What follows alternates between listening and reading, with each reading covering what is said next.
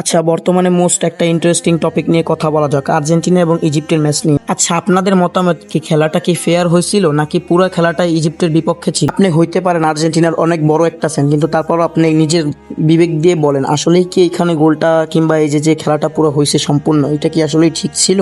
গোল হয়ে যাওয়ার পর তারপর ভিএআর চেক দিয়ে বলা হয় যে গোলটা আসলে ফাউল করা হয়েছে, কিন্তু সেম জিনিসটা যখন মোহাম্মদ সালাহর সাথে করা হয় তখন যখন ভিএআর চেক দিতে বলা হয় তখন রেফারি ভিএআর চেক দেয় না। আচ্ছা ভাই, মানলাম যে সালারটা আসলে ফাউল করা হয়নি, কিন্তু ভাই এইটা কি করছে? এটা কি আসলে কি ফাউল না? ডিবক্সের ভিতরে একটা প্লেয়ারকে ফেলে দিছে, মানে ফুটবলকে কলঙ্কিত করতে যা যা করা দরকার আর্জেন্টিনা দল ঠিক তাই তাই করছে। মানে আর্জেন্টিনা তো করে নাই, ফিফা করছে। রেফারি, কোচ, স্টাফ এবং প্লেয়ারদেরকে হলুদ কার্ড দেখাইছে। আসলেই কি এটা ইতিহাসের সেরা কামব্যাক ছিল নাকি ছিল দুর্নীতি? পুরো সিস্টেম যখন বিপক্ষে থাকে তখন এমন হাসি আসলে সবচেয়ে বড় প্রতিবাদ। ইজিপ্ট আসলে ভাগ্যের কাছে হারে নাই, ইজিপ্ট হেরে গেছে রেফারির সিদ্ধান্তের কাছে, যা ছিল সম্পূর্ণই ভুল।